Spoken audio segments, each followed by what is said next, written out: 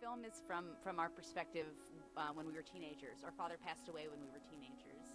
I think that we realized very early on that we couldn't tell the film from a completely, objective viewpoint, that we had to own the fact that we were making the film ourselves, that people were going to be talking to us like we were his daughters. So we made that a strength of the film.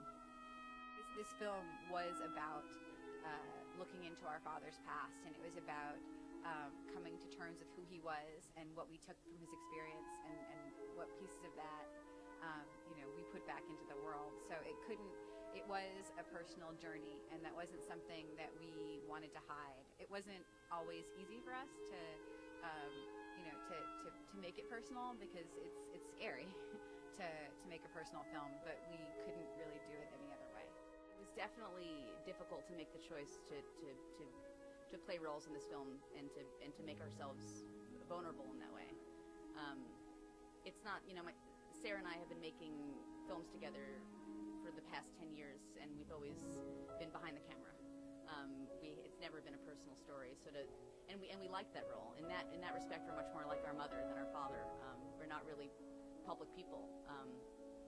We've had to become so to represent the film. One thing that made it easier was that we made the decision that I would be the writer and Emily would be the narrator, and that way I could write for her and I could write for her voice. So it made both of us a little bit safer.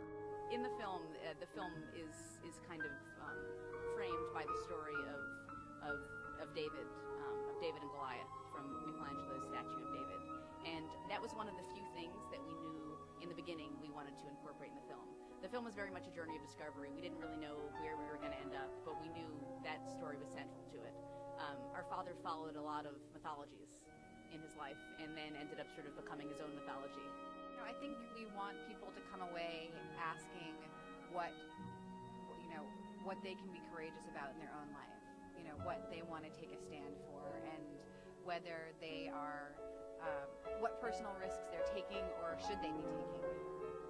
And what it means to be a person of courage, period. What it means to be a person who makes those choices.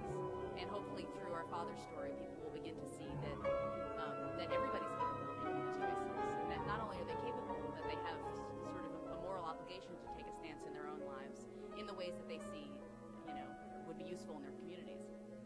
I think primarily our purpose to start out with was that we felt that we wanted to archive these stories, that a lot of the people that had been a part of our father's life were also passing away, and we didn't have him anymore to put on film, and we felt this whole history was kind of slipping away, and that we wanted to meet some of these people and document it. So it kind of started out as a personal journey for us.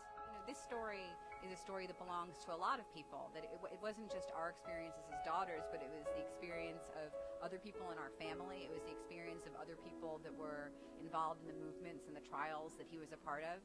And it was kind of intimidating at first, because we didn't know how we were going to tell everyone's story, and we knew that people were going to be mad at us for not telling their version of the story, or not putting it together the way they would remember it. And ultimately we kind of had to put that out of our heads and say, we can't tell everybody's story. We can only tell our story, or the story that we know how to tell. We didn't want to tell a hero's story. It was very important to us to make it accessible, to tell a story about a person that had flaws, and that was real, so we could inspire other people to make similar choices in their lives.